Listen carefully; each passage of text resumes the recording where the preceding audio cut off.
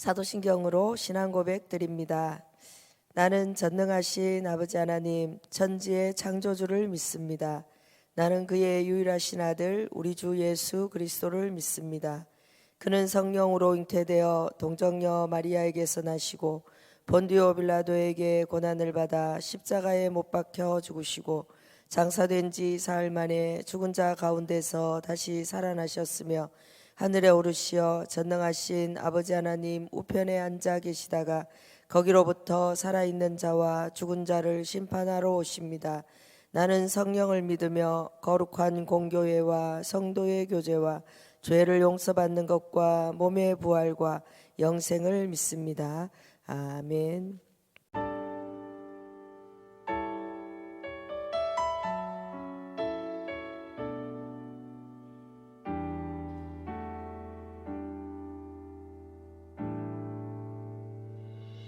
내 모습 이대로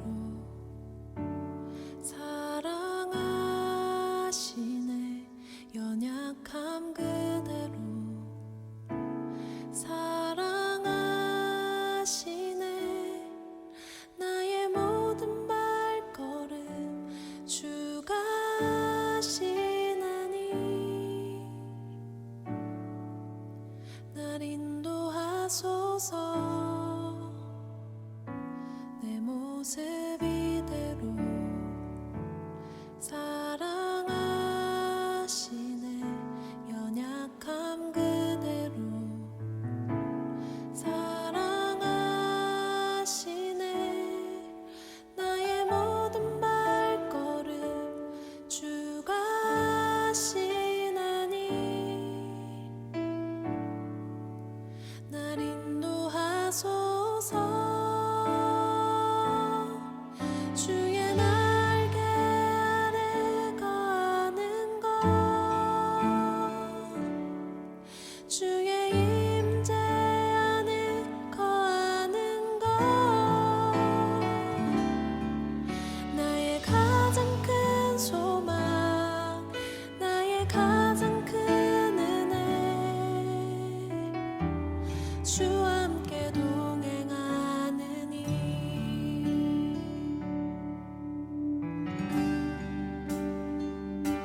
내 모습 이대로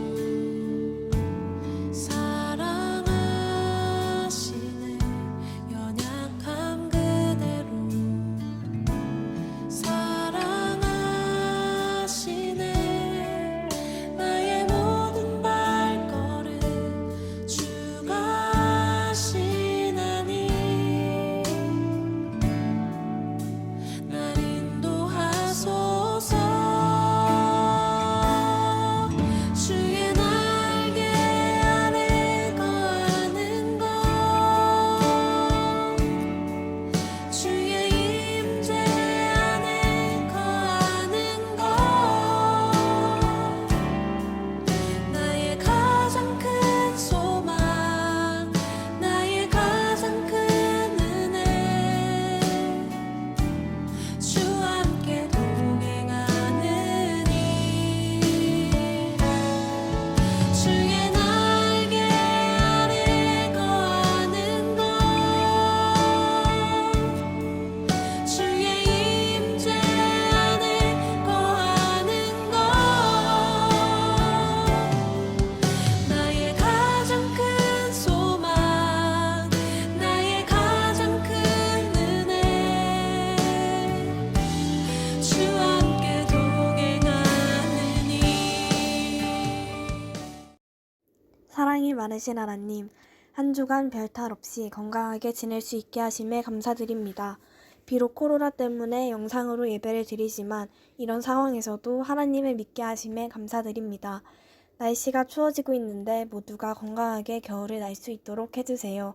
예수님의 이름으로 기도드립니다. 아멘. 오늘 우리에게 주신 하나님 말씀 함께 읽도록 하겠습니다. 마태복음 2장 1절에서 12절 말씀입니다. 신약 성경 마태복음 2장 1절에서 12절입니다. 한 목소리로 우리 함께 읽겠습니다.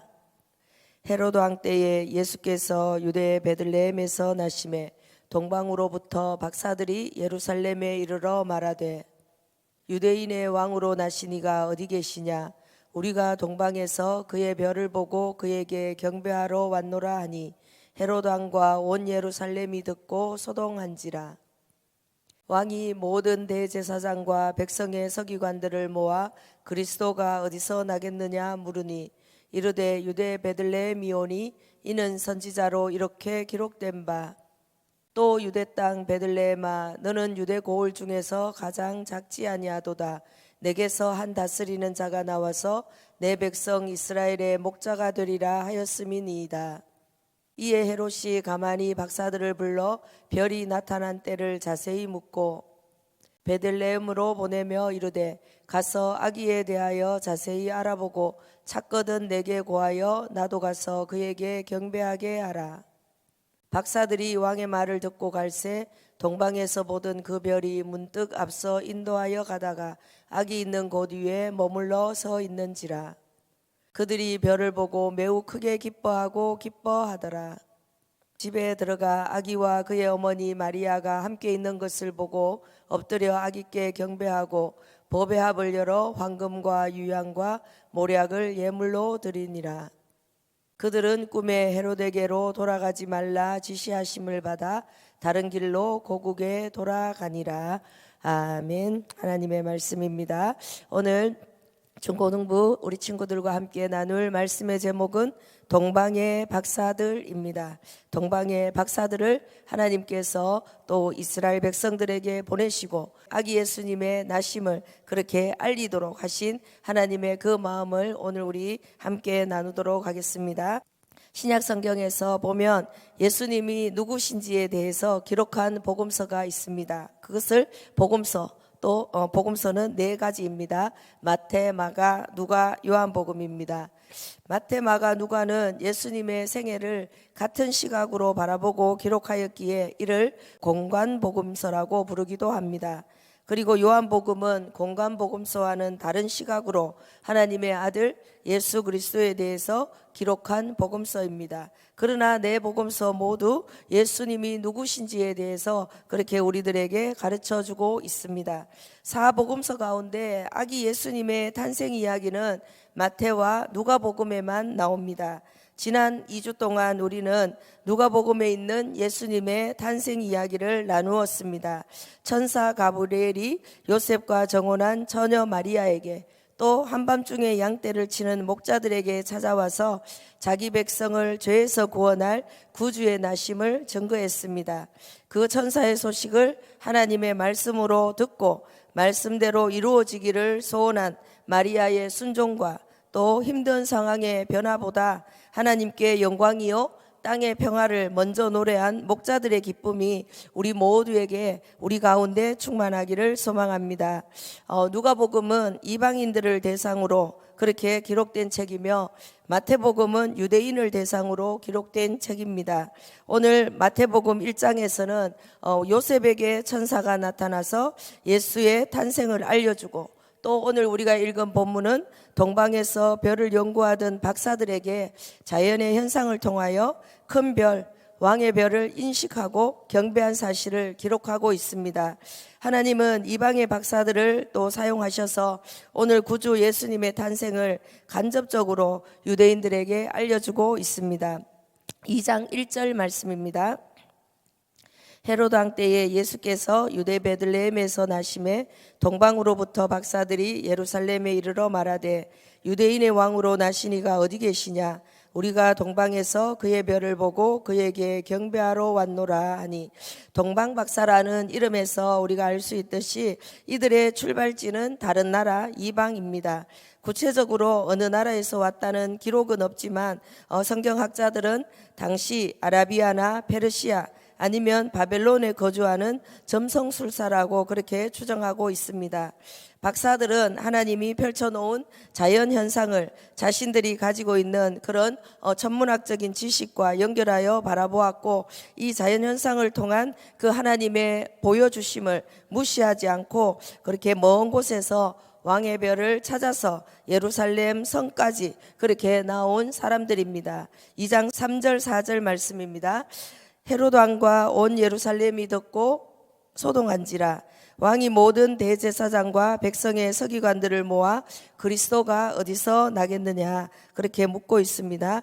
별을 연구하던 동방의 박사들을 영접한 헤롯 왕과 예루살렘에 있는 사람들이 유대인의 왕이 태어났다는 그 소식을 듣고 한바탕 난리가 일어납니다. 오늘 말씀에 소동하였다라는 말의 원어적 의미는 뒤흔들다, 흥분케 하다, 괴롭게 하다라는 뜻을 가지고 있는데, 이것은 헤롯 왕과 많은 유대인들이 박사들의 말을 듣고 매우 놀라며 그리고 심지어 마음속에서 괴로움까지 느꼈다라는 것을 가르쳐주는 그런 단어입니다. 지금 멀쩡하게 살아서 유대인의 왕으로 통치하고 있는 헤롯 왕을 찾아와서 유대인의 왕이 어디 나셨느냐라고 묻고 있습니다. 그때 헤롯 왕은 대제사장과 서기관들을 모아서 그리스도가 어디서 나겠느냐 또 이렇게 묻고 있습니다.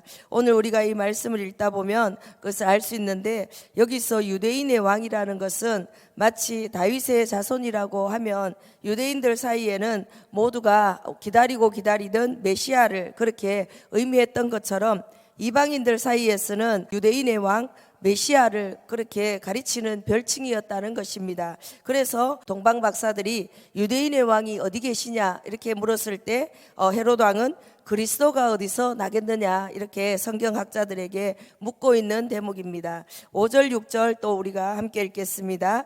이르되 유대 베들레헴이오니 이는 선지자로 이렇게 기록된 바, 또 유대 땅 베들레헴아 너는 유대 고을 중에서 가장 작지 아니하도다. 내게서 한 다스리는 자가 나와서 내 백성 이스라엘의 목자가 되리라 하였음이니이다. 이렇게 기록한 말씀은 구약성경 미가서 5장 2절에 나오는 말씀을 인용합니다. 그리스도 예수가 탄생하는 곳은 바로 베들레헴이라고 그렇게 예언한 말씀입니다. 이렇게 그리스도가 베들레헴에서 탄생하신다는 이유는 그곳이 바로 다윗의 고향이고, 또 메시아는 분명히 아브라함과 다윗의 자손으로 후손으로 오신다고 그렇게 증거하고 있기 때문입니다. 그러므로 유대인의 왕 그리고 하나님의 아들인 그 메시아가 태어날 곳은 왕궁과 성전이 있는 곳, 그곳은 예루살렘이지만 성경에서 기록된 곳은 베들레헴이라는 것입니다. 그러나 동방 박사들은 이 사실들을 잘 알지 못했기 때문에 당연히 왕으로 태어날 곳 그렇게 예루살렘 성을 찾아왔다라는 것입니다. 2장 7절 8절 말씀입니다. 이에 헤롯이 가만히 박사들을 불러 별이 나타난 때를 자세히 묻고 베들레헴으로 보내며 이르되 가서 아기에 대하여 자세히 알아보고 찾거든 내게 고하여 나도 가서 그에게 경배하게 하라. 헤롯은 동방 박사들을 은밀하게 불러서 자기도 경배하고 싶으니 아기를 찾거든 자세히 살펴 알려달라고 그렇게 지시하지만, 그러나 우리가 성경을 13절에서 15절을 더 읽다 보면 헤롯은 아기를 찾으면 죽일 생각을 하고 있었다라는 것입니다. 2장 9절 10절 말씀입니다. 박사들이 왕의 말을 듣고 갈새 동방에서 보던 그 별이 문득 앞서 인도하여 가다가 아기 있는 곳 위에 머물러 있는지라. 그들이 별을 보고 매우 크게 기뻐하고 기뻐하더라 말씀합니다. 왕의 헤롯 왕의 말을 듣고 베들레헴으로 그렇게 떠난 박사들은 동방에서 보았던 그 별이 자신들을 인도하는 것을 바라봅니다. 그리고 그들이 멈추어 선 곳, 그곳에서 그렇게 박사들이 그곳을 향해서 들어가게 됩니다. 여기서 별이 무엇을 의미하는지는 현대 과학으로 정확하게 증명하기는 어렵습니다. 중요한 것은 하나님께서 특별한 방법, 박사들만이 알아볼 수 있는 그런 별의 움직임을 통해서 박사들을 이곳 가운데 인도하셨다라는 그런 사실입니다. 이것은 하나님의 특별한 인도이고, 이것은 우연히 일어난 일이 아니라는 것을 우리에게 깨닫게 해주는 사실입니다. 박사들은 별을 보고 그 먼 길을 마다하지 않고 달려왔습니다. 그때 당시에는 교통이 지금과 같이 발달하지 못했습니다. 더구나 페르시아나 바벨론이라는 그 땅에서 예루살렘까지 매우 먼 길이기 때문에, 또 그 길가에는 도중에 강도와 도적이 많이 숨어 있었기 때문에 엄청나게 위험한 길입니다. 그럼에도 그들은 기꺼이 메시아를 경배하기 위해서 길을 떠났고 마침내 하나님의 인도하심을 받아서 경배할 수 있는 영광을 누리게 되었습니다. 박사들이 별을 보고 가장 크게 기뻐하였다. 최상급의 그런 기쁨을 그렇게 표현하면서 그들의 기쁨을 우리에게 알려주고 있습니다. 오늘 우리에게도 예수 그리스도를 만난 사실은 가장 크게 기뻐해야 될 이유입니다. 세상에서 얻는 기쁨은 순간적이지만 우리가 우리의 예수 그리스도를 만난 기쁨은 누구도 빼앗아갈 수 없는 최상의 기쁨이며 영원히 사라지지 않을 기쁨입니다. 왜냐하면 예수 그리스도와의 그 만남은 우리에게 영원한 생명을 주시는 기쁨이며 또 구원의 기쁨이며 복의 근원과도 만나는 최상의 기쁨이라는 사실입니다. 오늘 11절에 이렇게 말씀합니다. 동방 박사들은 집에 들어가 아기와 그의 어머니 마리아가 함께 있는 것을 보고 엎드려 아기께 경배하고 보배압을 열어 황금과 유향과 모략을 예물로 드립니다.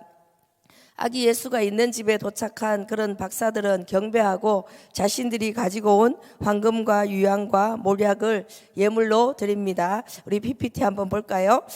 동방 박사들은 모두 몇 명일까요? 퀴즈입니다. 정답은 무엇일까요? 2명, 3명? 아니죠. 성경에는 나타나지 않기 때문에 우리는 아무도 모른다입니다.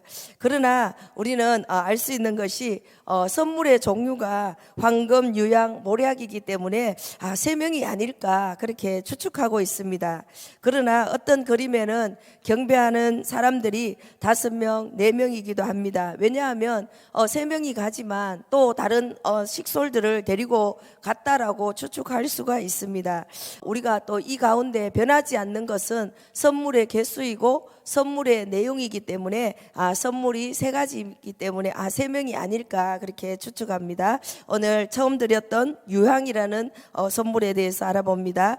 유향은 그 이름의 뜻에도 그렇게 포함되어 있지만 향의 일종입니다. 나무에 상처를 내면 나오는 그런 수액이 굳어져서 만들어지는 것입니다. 그때 당시에 쉽게 구할 수 없고 그때 당시에 아주 값비싸고 귀한 품목이었습니다. 동방 박사들은 별을 보고 예루살렘 성으로 그렇게 먼저 찾아간 것을 보면 마구간에 태어날 아기 예수님에 대해서는 전혀 몰랐을 것입니다. 그러나 그들이 가지고 온 이 유향은 마구간의 냄새를 없애는데 꼭 필요한 선물이 되었다라는 사실을 우리는 알 수 있습니다. 두 번째, 모략이라는 선물도 유황과 같이 고급 방향제로 쓰였고 또 진통제 또는 마취제로 쓰인 물건입니다. 당시의 여인들은 모략으로 향주머니를 만들어서 그것을 품에 간직했기도 했습니다. 그리고 매우 비싼 제품이라 부자들의 사치품으로 훌륭한 선물로 그렇게 인기가 높은 물건이었습니다. 예수님께서 십자가에 달려 돌아가실 때 병정들이 모략을 탄 포도주를 주었다라는 본문이 있는 것과 같이 이것은 진통제, 마취제로 쓰인 물건입니다. 오늘 아기와 해산하는 마리아에게 이 모략도 진통제로 또 마구간의 방향제로 사용될 수 있는 귀한 선물이었다라는 사실을 우리는 알게 됩니다. 마지막 황금도 잠잘 곳이 없어서 마구간에서 자고 아기를 마구간에서 낳을 만큼 가난한 가정에 꼭 필요한 물건이 바로 황금입니다. 성경을 좀 더 읽어보면 13절 말씀에 하나님은 요셉에게 그렇게 말씀하고 있습니다. 13절 말씀 우리가 함께 읽겠습니다. 그들이 떠난 후에 주의 사자가 요셉에게 현몽하여 이르되 헤롯이 아기를 찾아 죽이려 하니 일어나 아기와 그의 어머니를 데리고 애굽으로 피하여 내가 내게 이르기까지 거기 있으라 그렇게 말씀합니다. 하나님은 헤롯 대왕의 추격을 피해서 그렇게 도망가기 위해서 꼭 필요한 자금으로 황금을 그렇게 이민 자금으로 챙겨 주셨습니다. 박사들은 당시 왕이나 귀족들과 같이 높은 지위에 있는 자에게 갈 때는 예물을 드리는 관례를 따라 예물을 드렸지만 이 예물은 하나님께서 아기 예수와 부모를 위해서 준비하신 것임을 우리는 알 수 있습니다. 특별히 이 세 가지 예물은 동방 지역의 특산물로서 박사들이 아기 예수께 최상의 예의를 갖췄다고 우리는 그렇게 알려주고 있습니다. 12절 말씀에 그렇게 말합니다. 그들은 꿈에 헤로데게로 돌아가지 말라 지시하심을 받아 다른 길로 고국에 돌아가니라. 하나님께서는 박사들을 이제 그리스도를 죽이려는 헤롯의 생각을 하시고 다른 길로 고국에 돌아가도록 그렇게 지시하셨습니다. 동방 박사들의 모든 사명이 끝나는 그 시점입니다. 오늘 우리가 읽은 이 말씀을 통해서 하나님께서는 이방인으로서 유일하게 아기 예수님을 만나는 영광을 그렇게 동방 박사들에게 주셨습니다. 또한 동방 박사들은 먼 곳에서부터 달려와서 유대인들에게 예수 그리스도의 나심을 증거하고 있습니다. 왜 하나님은 이 박사들을 통해서 그렇게 예수님의 나심을 증거하셨을까요? 가까운 곳에서 천사의 음성을 들은 마리아나 또 요셉 또는 목자들이 예루살렘 성에 메시아의 그런 나신 소식을 전하면 안 될까요? 그러나 우리가 성경을 읽다 보면 그 소식을 들은 유대인의 반응들을 보면 왜 가까이 있는 사람들을 사용하지 않고 먼 곳에서 이 동방 박사들을 사용하셨을까를 우리가 알게 됩니다. 이 소식을 들은 헤롯 왕과 유대인들은 메시아의 그런 구주의 탄생 소식을 듣고도 전혀 기뻐하거나 경배하려고 하지 않았다고 오늘 성경은 말씀합니다.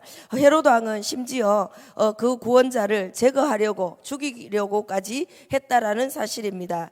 특히 대제사장들과 서기관들은 누구보다도 구약 성경에 대해서 그 메시아의 오심에 대해서 잘 알았지만 이 소식을 들었을 때 그들은 별다른 반응을 보이지 않고 무관심한 태도로 일관하고 있습니다. 또한 예루살렘 성에 있던 사람들도 예수님의 나심의 그 소식을 들었겠지만 오늘 본문은 동방의 박사들만이 하나님의 큰 은혜를 입어서 참 기쁨으로 예수 그리스도를 경배하였다고 그렇게 말씀하고 있습니다. 요한복음 1장 9절에서 13절 말씀 우리가 함께 읽겠습니다. 참빛 곧 세상에 와서 각 사람에게 비추는 빛이 있었나니 그가 세상에 계셨으며 세상은 그로 말미암아 지은 바 되었으되 세상이 그를 알지 못하였고 자기 땅에 오매 자기 백성이 영접하지 아니하였으나 영접하는 자 곧 그 이름을 믿는 자들에게는 하나님의 자녀가 되는 권세를 주셨으니 이는 혈통으로나 육정으로나 사람의 뜻으로 나지 아니하고 오직 하나님께로부터 난 자들이니라. 아멘. 유대인들은 분명 오랫동안 메시아를 기다리고 있었지만 정작 동방의 박사들을 통하여 간접적으로 주님의 나심을 알려주셨을 때 그들은 들을 수 없었고 들으려고 하지 않았습니다. 이것은 하나님의 섭리를 인정하지 않는 태도입니다. 이때까지 알고 있었던 그런 성경 지식 때문에 박사들이 천문학적인 그런 현상을 통해서 하나님의 그 보여주심에 그 말에 그것을 인정하지 않았다는 사실입니다. 하나님께서는 이러한 유대인들에게는 메시아의 그 나심을 감추시고 믿음으로 그 사실을 확인하기 위해 길을 떠난 박사들에게 이렇게 경배할 수 있는 특권을 주셨다고 오늘 우리는 말씀으로 깨닫게 됩니다. 그리고 동방 박사들의 경배를 통해서 예수님께서는 유대인의 왕으로 뿐만이 아니라 이방인의 왕, 만왕의 왕으로서 온 인류를 구원할 그 메시아로 이 땅에 오셨다라는 사실을 우리들에게 알려주시는 것입니다. 오늘 우리는 어떤 마음으로 성탄을 기다리고 있습니까? 오늘 또 나를 위해 이 땅에 오신 구원자 예수님을 맞이할 준비가 되어 있습니까? 우리가 누구를 통해서 또 하나님의 말씀을 통해서 주님의 다시 오실 그 날을 우리는 준비하고 있습니까? 또한 우리는 주님께 합당한 경배를 드리기 위해서 우리가 귀하게 여기는 그런 예물을 정성스럽게 준비하고 있습니까? 신앙생활을 오래 하다 보면 또 모태신앙으로 그렇게 교회에 다니다 보면 매년 찾아오는 성탄절을 연례 행사로 또 별다른 기쁨 없이 우리가 보낼 때가 있습니다. 그러나 오늘 우리는 이번 성탄절은 나를 구원하기 위해서 오신 예수님을 내 마음에 꼭 모시고 우리 예수님께 합당한 경배를 드리는 그런 중고등부 학생들이 되었으면 좋겠습니다. 하나님께서는 임마누엘로 우리와 영원히 함께 하시겠다고 말씀하셨습니다. 대림절은 기다리는 주간입니다. 주님께서 오심, 또 주님께서 다시 오실 그날을 우리는 기대를 가지고 기도하며 기다리는 그런 대림절이 되기를 축복합니다. 오늘도 성령으로 우리에게 말씀하시는 주님의 음성을 듣는 귀한 하나님의 사람들 다 되시기를 주님의 이름으로 축복드립니다. 아멘. 우리 다 함께 기도하겠습니다. 우리와 함께 하시는 하나님, 아들이신 아기 예수님을 만나는 기쁨을 누린 동방의 박사들을 바라봅니다. 비록 말씀과 예언을 다 알지 못해도 자연현상을 통해서 보여주시는 하나님의 은혜를 찾고 구하기 위해 먼 길을 달려온 저들에게 참 하나님의 은혜와 기쁨을 부어주신 것처럼 오늘 예수 그리스도를 만나기 위해 영상 앞에 앉아 말씀을 듣고 예배하는 우리들에게도 주님을 만나는 귀한 시간이 되게 은혜를 베풀어 주옵소서. 박사들이 가지고 온 예물이 하나님 나라를 위하여 귀하게 사용된 것처럼 성탄을 준비하는 우리도 기쁜 마음으로 귀하게 쓰는 예물을 준비할 수 있는 마음을 허락하여 주시옵소서. 오늘도 말씀을 듣게 하여 주심에 감사를 드리며 예수님의 이름으로 기도드립니다. 아멘. 예, 다 함께 축도로 예배를 마치도록 하겠습니다. 지금은 우리 주 예수 그리스도의 은혜와 하나님 아버지의 사랑하심과 성령님의 내주 위로 교통하심이 아기 예수의 나심을 경배하기 위해 먼 곳에서 찾아온 동방박사들을 사용하셔서 주님의 나라를 확장하게 하신 것처럼 다시 오실 예수님을 만나기 위해 끝까지 믿음으로 달려가는 중고등부 학생들과 교사들에게 영원히 함께 하시기를 간절히 축원하옵나이다. 아멘.